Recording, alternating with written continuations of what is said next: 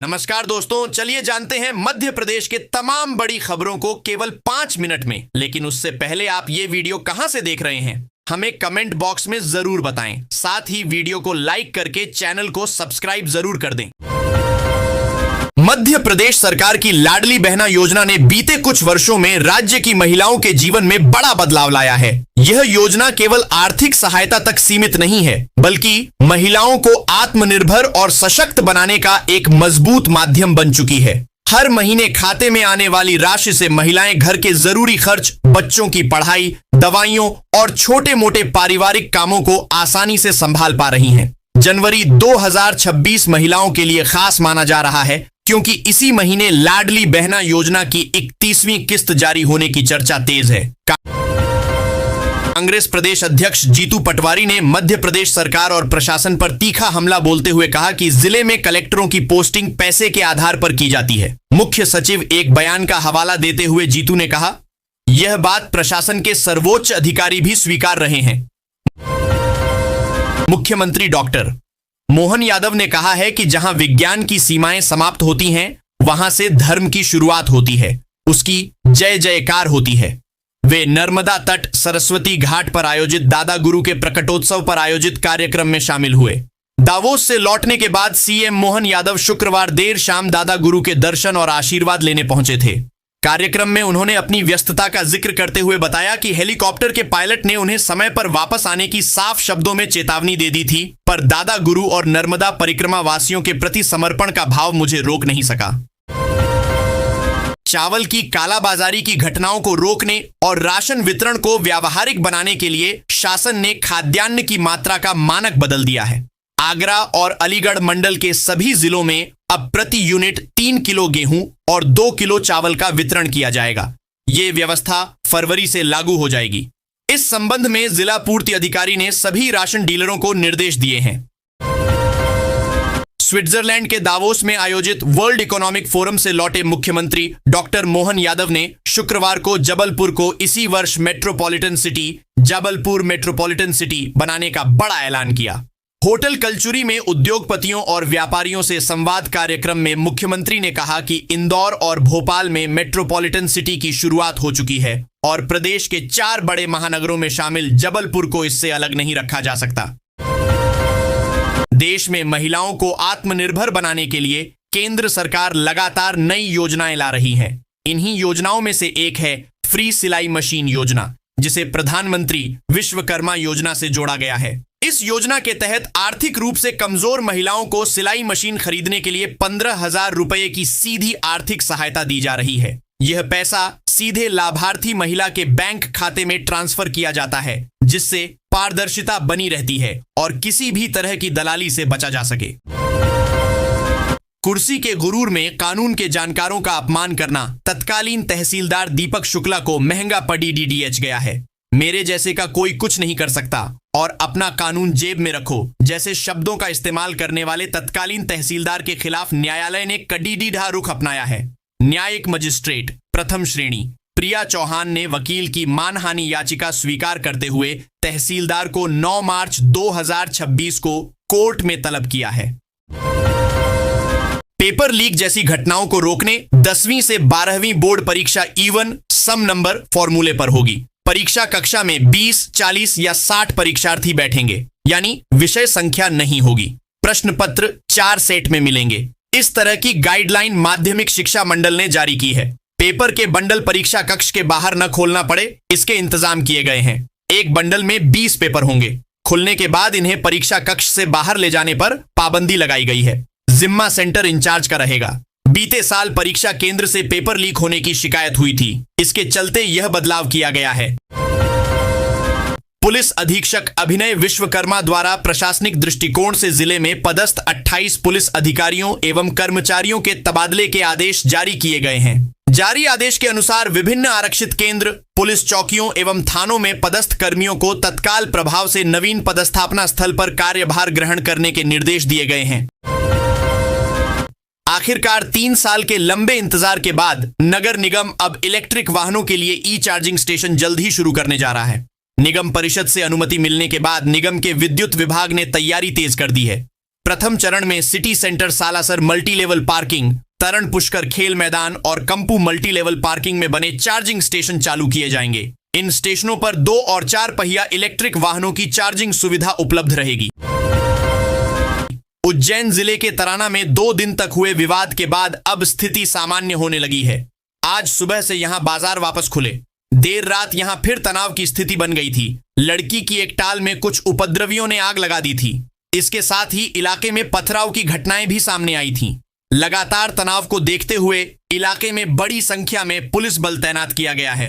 Police ने उपद्रव फैलाने वाले कुछ आरोपियों को हिरासत में भी लिया है।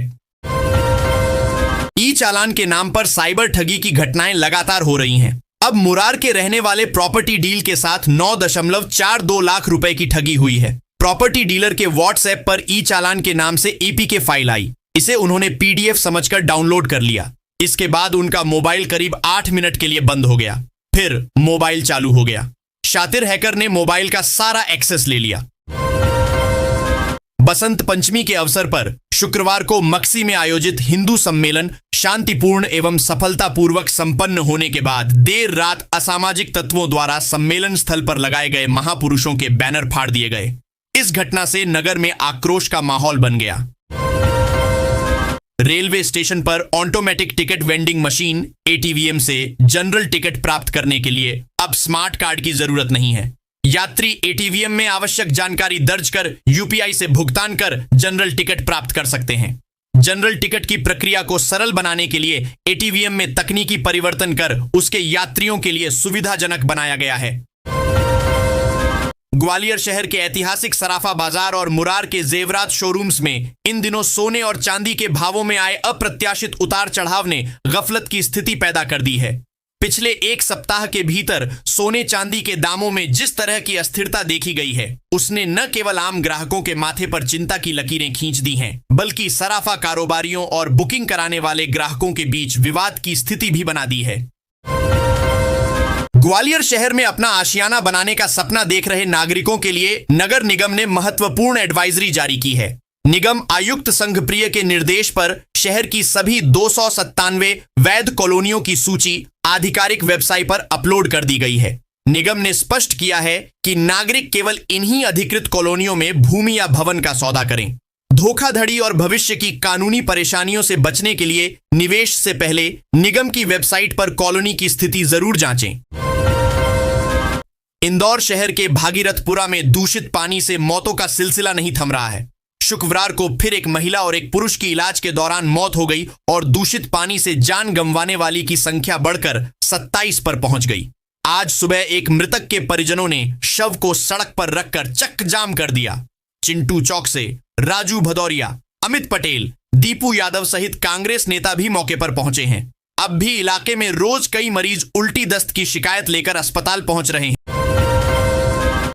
नगर निगम और प्रशासन की ओर से अवैध कॉलोनियों पर सख्त कार्रवाई नहीं होने का फायदा उठाकर अब कॉलोनी माफिया सरकारी जमीनों तक पहुंच गए हैं। ग्वालियर में इसी का उदाहरण सामने आया है। शुक्रवार को जिला प्रशासन की टीम ने केदारपुर क्षेत्र में स्थित करीब 7 करोड़ रुपए मूल्य की 1.323 हेक्टेयर सरकारी जमीन को अतिक्रमण से मुक्त कराया, जहां तार फेंसिंग कर अवैध कॉलोनी काटने की तैयारी की जा रही थी।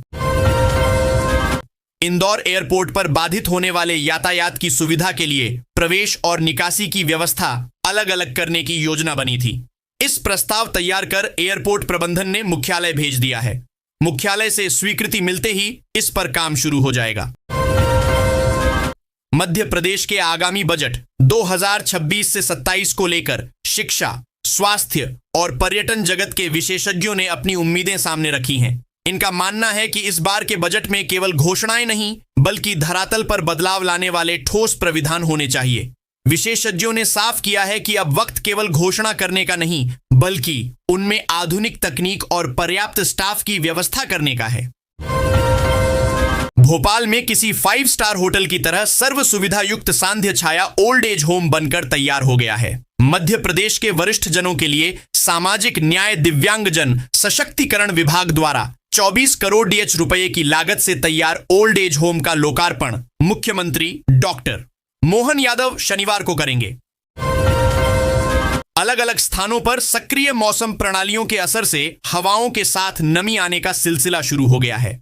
बादल छाने के कारण पूरे प्रदेश में न्यूनतम तापमान में बढ़ोतरी होने लगी है। इससे कड़ाके की ठंड से फिलहाल राहत मिल गई है। बरकतुल्लाह विश्वविद्यालय BU प्रशासन ने कर्मचारियों की उपस्थिति में पारदर्शिता लाने और सार्थक ऐप से बचने के बहानेबाजी को खत्म करने के लिए एक आधुनिक और सख्त व्यवस्था लागू की है। अब विश्वविद्यालय में स्मार्टफोन न होने या तकनीक की जानकारी न होने का तर्क नहीं चलेगा। सप्ताह में 5 दिन बैंकिंग की मांग को लेकर बैंक कर्मचारियों और प्रबंधन के बीच चल रहा गतिरोध अब बड़े आंदोलन का रूप ले चुका है। इंडियन बैंक्स एसोसिएशन IBA के साथ हुई वार्ता विफल होने के बाद बैंक कर्मियों ने आर पार की लड़ाई का ऐलान कर दिया है। देश की न्यायपालिका में कुल लंबित मुकदमों की संख्या 5 करोड़ के पार हो गई है। इनमें से 90,000 सुप्रीम कोर्ट में और लगभग 4 करोड़ 80 लाख प्रकरण अधीनस्थ अदालतों में लंबित हैं, जबकि 63 लाख से अधिक मामले सभी हाईकोर्ट में लंबित हैं। इनमें से अकेले 4,80,592 मामले मध्य प्रदेश हाई कोर्ट में विचाराधीन हैं। मुख्यमंत्री डॉक्टर मोहन यादव ने शुक्रवार को जबलपुर में उद्योगपतियों, सामाजिक संगठनों और जनप्रतिनिधियों को संबोधित करते हुए कहा कि वर्ल्ड इकोनॉमिक्स फोरम दावोस में इस बार भारत की सबसे बड़ी और प्रभावशाली उपस्थिति रही।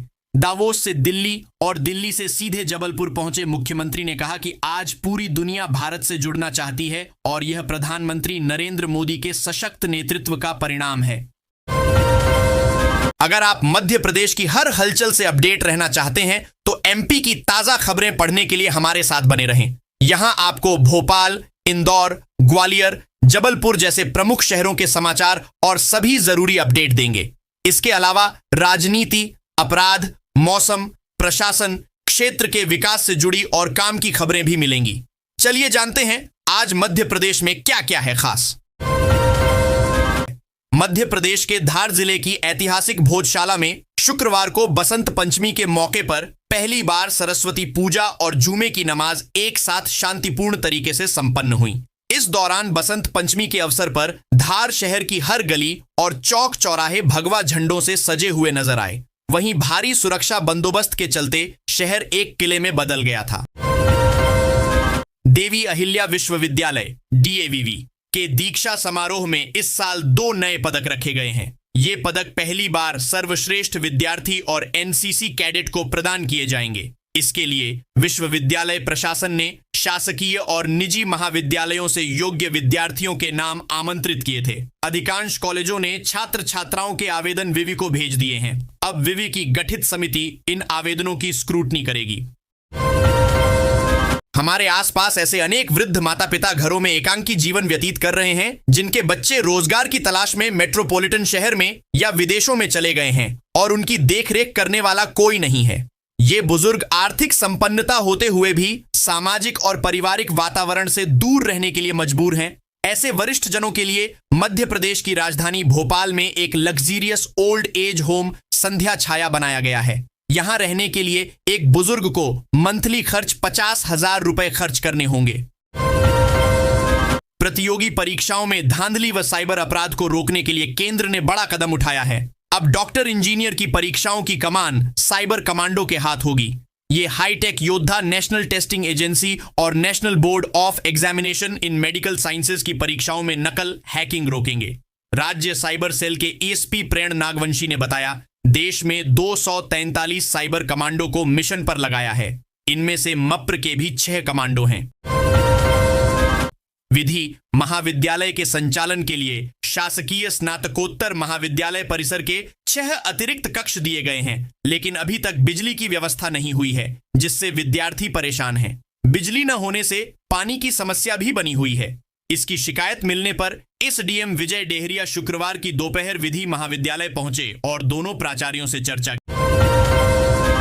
हाईकोर्ट की एकल पीठ ने दंदरवा धाम को दी 56 हेक्टेयर भूमि के पट्टे को लेकर 341 दिन देर से दायर अपील की देर को माफ कर दिया। कोर्ट ने टिप्पणी करते हुए कहा कि यह मामला दर्शाता है कि जब न्यायालय गंभीर रुख अपनाता है, तब राज्य शासन भले ही अनिच्छा से सही, लेकिन शहर में कचरा प्रबंधन की बदहाल स्थिति पर हाईकोर्ट की युगल पीठ ने सख्त रुख अपनाते हुए नगर निगम ग्वालियर को संसाधन जुटाने के लिए आउट ऑफ द बॉक्स सोच के साथ आगे बढ़ने का आदेश दिया है।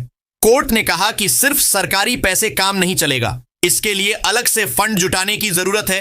हाईकोर्ट ने स्पष्ट कहा कि स्वच्छता व्यवस्था की सबसे बड़ी बाधा वित्तीय संसाधनों और वाहनों की कमी है, जिसे दूर किए बिना ग्वालियर को स्वच्छ और हरित शहर बनाना संभव नहीं है। कोर्ट ने दिशा निर्देश जारी किए हैं, जिसकी पालन प्रतिवेदन रिपोर्ट नगर निगम से 16 फरवरी को तलब की है।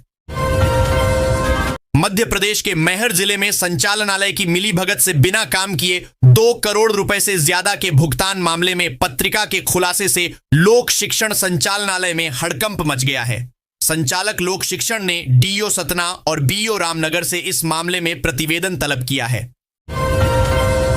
पश्चिम रेलवे के रतलाम मंडल ने यात्रियों की भारी भीड़ को देखते हुए नागदा से कोटा और रामगंज मंडी के बीच स्पेशल मेला ट्रेनें चलाने का निर्णय लिया है। ट्रेन संख्या 0980 एक नागदा कोटा स्पेशल 24 और 25 जनवरी को नागदा से रात 23:35 बजे चलकर अगले दिन सुबह 3 बजे कोटा पहुंचेगी।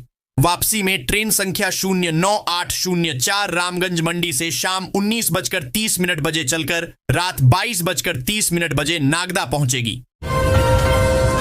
सनातन परंपराओं और साधु संतों के कथित अपमान के विरोध में कांग्रेस ने भोपाल के रोशनपुरा चौराहे पर उपवास धरना दिया। पीसी शर्मा के नेतृत्व में हुए प्रदर्शन में पीसीसी अध्यक्ष जीतू पटवारी शामिल हुए। कांग्रेस ने भाजपा सरकार पर धार्मिक आस्थाओं पर हमला करने और शंकराचार्य से प्रमाण पत्र मांगने जैसे आरोप लगाए। मुख्यमंत्री डॉक्टर मोहन यादव ने शनिवार को सामाजिक न्याय विभाग द्वारा भोपाल में नवनिर्मित सशुल्क वृद्धाश्रम संध्या छाया के लोकार्पण अवसर पर वृद्धजनों का सम्मान किया। दरअसल बदलते समय के साथ परिवार छोटे होते जा रहे हैं। नौकरी और बेहतर भविष्य की तलाश में बच्चे बड़े शहरों या विदेश चले जाते हैं। ऐसे में कई बुजुर्ग अकेले रह जाते हैं। उनकी देखभाल, स्वास्थ्य और भावनात्मक सहारे की जरूरत एक बड़ी सामाजिक चुनौती बन गई है। इन्हीं जरूरतों को देखते हुए सामाजिक न्याय एवं दिव्यांगजन सशक्तिकरण विभाग ने भोपाल में लगभग 24 करोड़ रुपए की लागत से एक आधुनिक पेड़ वृद्धाश्रम संध्या छाया तैयार किया है। भाजपा के प्रतिनिधिमंडल ने मतदाता सूची के विशेष गहन पुनरीक्षण को लेकर मुख्य निर्वाचन पदाधिकारी से मुलाकात कर पारदर्शी और समयबद्ध प्रक्रिया की मांग की। पार्टी ने आशंका जताई कि लापरवाही के कारण लाखों पात्र मतदाता अपने वोट के अधिकार से वंचित हो सकते हैं। आचार्य विद्यासागर शिष्य निर्यापक मुनि पुंगव सुधा सागर की जन्मस्थली जयोदय तीर्थ क्षेत्र ईशरवारा में प्रतिवर्ष की परंपरानुसार मेला लगता है और धार्मिक आयोजन होते हैं। शुक्रवार को कार्यक्रम में महिला महासमिति एवं बीजेएस कटरा चैप्टर की महिलाएं भी शामिल हुईं। महासमिति अध्यक्षा रेखा जैन अहिंसा ने बताया कि वसंत पंचमी का धार्मिक और सामाजिक दृष्टि से